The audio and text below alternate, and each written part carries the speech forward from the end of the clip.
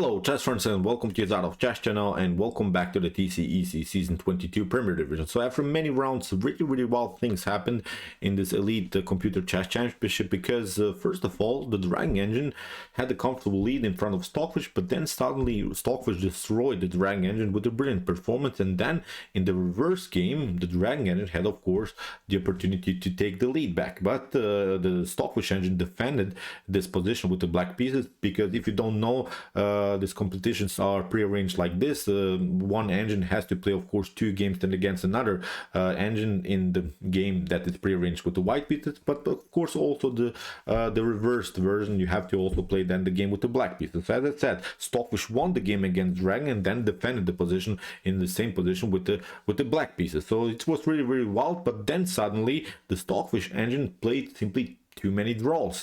Then the Dragon Engine won its games against this lower rated top engines and finally took the lead, which is really wild. So far the Dragon Engine has half of the point more than Stockfish, and it becomes really wild tournament. I'm not sure when I watched maybe the last time the Stockfish engine ending on the second place in a top chess competition. So as I said, it will be really a brutal super final, although I think compared to Stockfish, the Dragon Engine is still slightly worse, because when they're playing the direct duels, still the Dragon Engine loses many games to Stockfish, and as I said, Stockfish manages to get at least a draw in the same position. So we'll see what will happen. I'm really looking forward to watch the super final between Stockfish and Dragon. So okay, but as usual, we're following simply the leader, which is the Dragon Engine. I've prepared here really a brutal, beautiful game that was played by Dragon against the hyper accelerated Dragon Sicilian defense. And if you have followed my YouTube chess channel so far, I've created this series, the hyper accelerated Dragon Sicilian defense,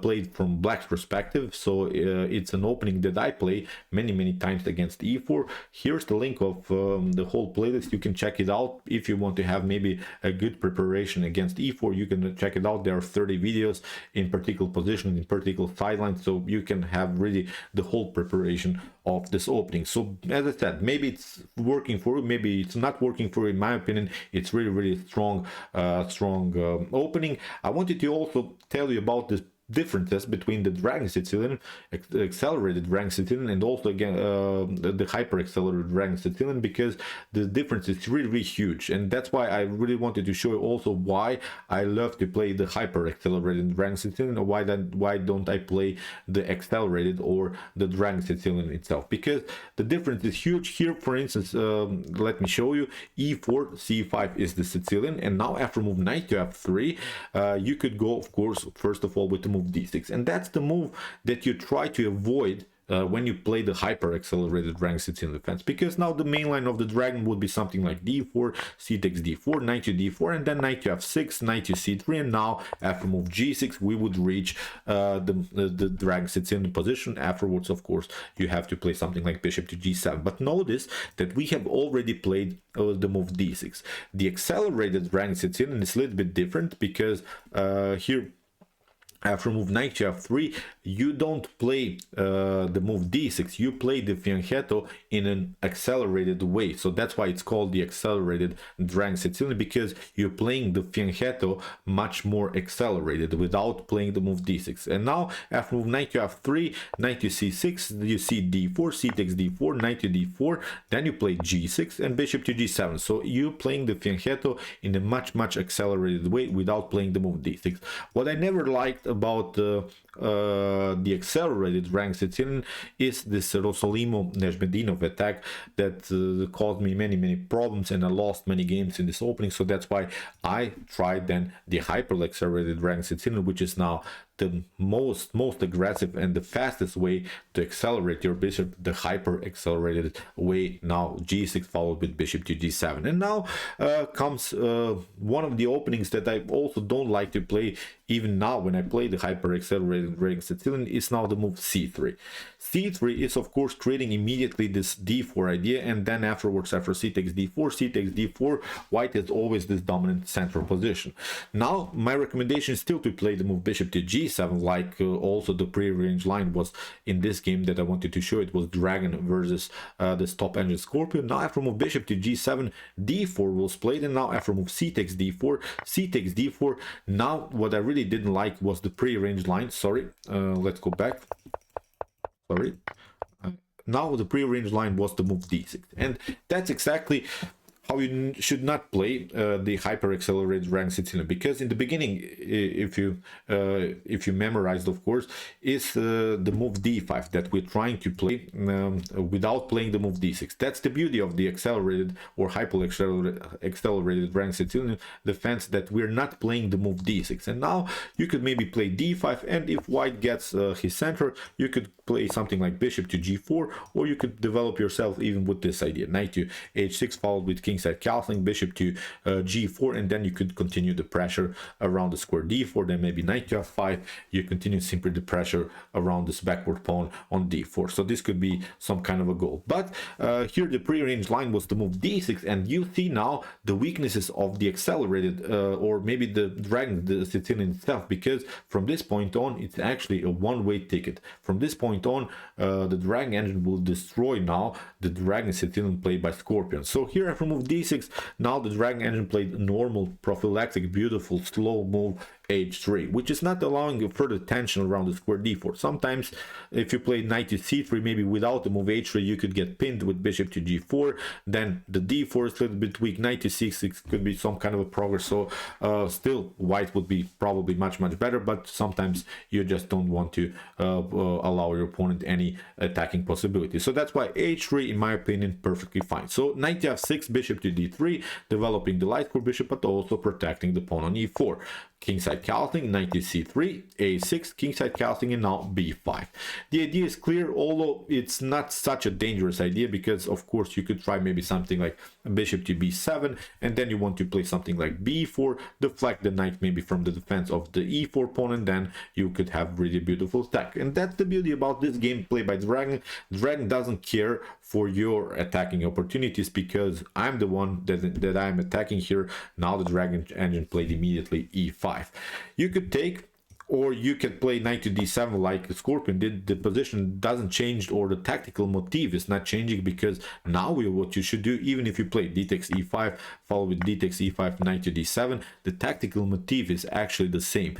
Now you should play simply like the dragon engine played here after move knight from f to d7 without taking. Here the dragon engine played the same tactical motif. It's now a beautiful move e6, and you should be familiar with really with this motif, because many times you could reach this tactical shot in maybe some perch defenses, modern defenses, maybe even some fielder defenses, if your position allows it to maybe to break through in this way, because now black has to take. That's the beauty about this small fork, sort of, because the knight is attacked, black has to react. And now after move f takes e6, we have now clear targets. That's now something that you should realize, because after f takes e6, we have now really beautiful attacking possibilities. Of course, everyone will say now, okay, the e6 now is an obvious target, but not only the move, the pawn on e6. There are now many more targets that you have to realize. First of all, there is always this beautiful idea to play something like knight to g5, then knight to h7. When the king takes on h7, then to sneak in with the queen on h5. Notice that g takes h5 is not possible because of this attack by the bishop. So the queen could come very active into the game. You cannot even cover yourself with the here. If the queen gets on h5, you cannot even cover with your bishop, because also this bishop is aiming on h6. So this is also a clear target here of white's attack. So as we said, we have now two targets so far. It's now the weak pawn on e6, but also something around the square h7. So as I said, these are so far two targets, but not only two targets are there are even three targets. Now we have also here the small pawn chain a6 b5, and now this pawn chain, the small hook sort of, can be broken with the move a4. And now with these three targets, pay good attention how dragon will attack all of them. So now I almost said stockfish, sorry, I always mess it up, because it seems to me when I watch now the dragon games that it's the stockfish engine playing, how strong now really the dragon engine became. So as I said, you see now how dragon will attack all of these three weaknesses at once. So it's now a dynamic attack here what the Dragon Engine played for, immediately is now the move a4, and it causes now a clarification on the queen side, because now you have to make a reaction here. That's the beauty about this move. You can play b4, or you can take b takes a4. Many times when I faced these ideas, I played many times, but in different positions. I'm not even sure when I played it, but there are always these tactical ideas that you have in particular openings when you play them. Basically, the same tactical motifs are happening many times, even if you reach them in different position. Now if you play something like b4 and knight to e2, many times I played a rook sacrifice on f3 when the queen and the knight lost their connection. Then maybe rook to f3 could be a possibility, but in this game, when I analyzed it at home, rook to f3 would lead now into a very complicated line for black, because now bishop to e4 is a good opportunity, a double attack against both of these rooks. And the cool part about this line is that you don't have to mess up your pawn structure, because if you take here with g takes f3, then knight to c6, you see knight to d4. This is not a pleasant game anymore, I think, here for white. Bishop to b7, aiming here towards the f3.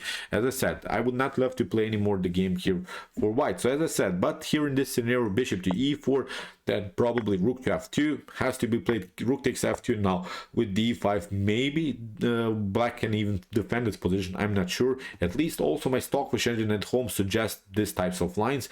But okay, here in the continuation, after move a4, the Scorpion engine took b takes a4, and now we have, as I said, three weaknesses. a4, here we have e6 and something around h7. It's not an immediate weakness, but there is something going on around the square h7, which is really, really well. So now, of course, knight to g5 with the preparation, knight to h7, queen to h5. So here also the e6 is immediately attacked, so that's why knight to f6 you have to play. Now again, a brilliant move here by the Dragon engine. It's now a perfect, really beautiful breakthrough with the move d5, and you see now the d5 is twice covered by the pawn and by the knight, but still the Dragon engine plays this move, because what you could do here maybe is to play the move e takes d5, but it leads now into a complicated game, because after knight to d5, knight to d5, bishop to c4, and now even if you try something like e6 to cover yourself, still you get bishop to d5, e takes d5, queen to d5, and we have the fork.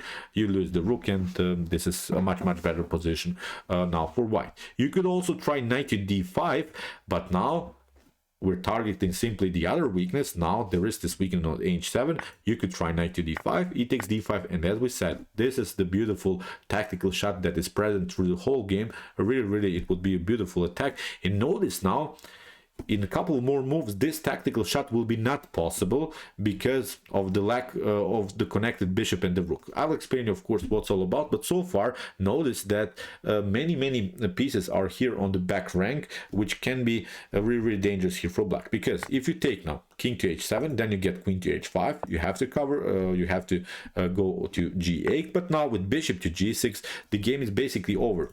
Notice also that here queen to g6 would not be good, because then rook to f6 causes not many problems. You have maybe one check, but actually white can escape from this attack. Here queen to h8, of course, and it's not a possibility. If you play even something like bishop to g6, rook to g6 would solve all of the positional problems. Okay, black gave up the rook for a bishop, but at least not so many things can happen again on life course. But okay, this queen to g6, as I said, would be a mistake. But now after move bishop to g6, you place again this idea, rook to f6, now queen to h7, and now bishop to h6. That's now the beauty. You can maybe try the same tactical goal, but now the problem is now queen to h8. Look at this brutal tactics that could happen actually in the game. Now if you try king to f7, then of course the queen will be taken on d8 and the game is over. But in this particular case, notice that the rook is not connected to the bishop. So the cool part about this tactical sequence is actually that still, of course, the bishop is hanging, but we can also take out the bishop on c8. So that's why it would be a good continuation. If maybe the knight would be here on c6, then it would be not a good continuation, because black doesn't have to lose this piece. Why is it important? I will show you a couple more moves, because sometimes these tactics are not working. So here, after move d5, that was now our analysis. After e takes d5 or knight to d5, that actually here the knight could be deflected, and then of course the tactical shot on h7 could work, followed with queen to h5. So this was now really the beauty of this tactical sequence. Okay, here after move d5, which was really a brilliant move, here a5 was played by Scorpion. Scorpion tried probably to play bishop to a6 and got rid of this beautiful attacker, this bishop on d3. So here in the continuation we have now rook to a4. Look at this, how this rook is coming into the game, and you can sense the really you can really smell the blood here, I think, because now all of the pieces are getting towards the king side. Everything is aiming towards the king side, and I would love to play now the game from black's perspective.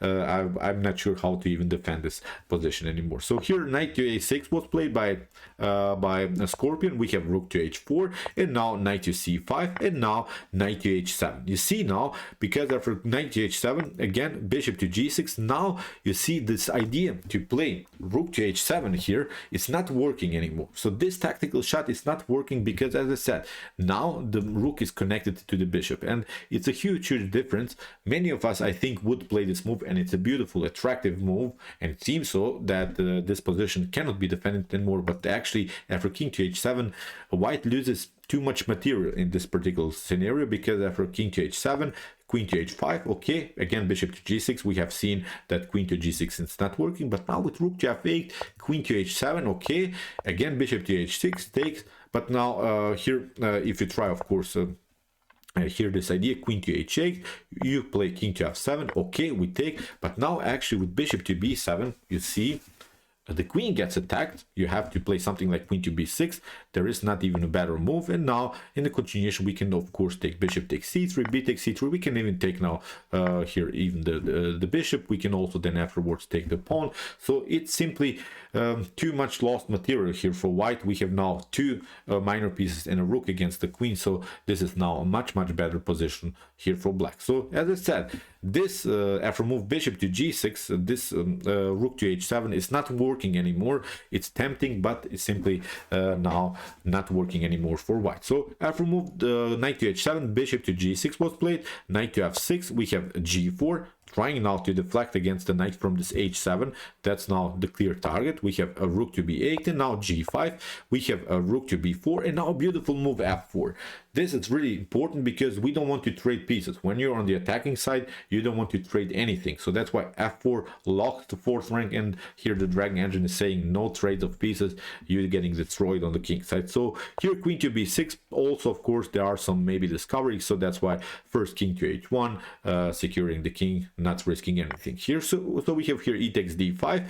If you take with the knight to d5, notice always that the knight is a very important defensive piece, at least for a while. So now bishop to h7, you have to play king to h8, and now the queen will come into the game. So now bishop to g6, queen to h7 would lead into a checkmate. You have to again play something like knight to f6 at least to prolong the game somehow. But as I said, this is not working. So here in the continuation we have e takes d5, but now g takes f6, getting rid of the knight. We have rook to f6, and now rook to g1. This is again a beautiful move because here d4 was played, attacking the knight, but now a beautiful counter attack by dragon, queen to h5.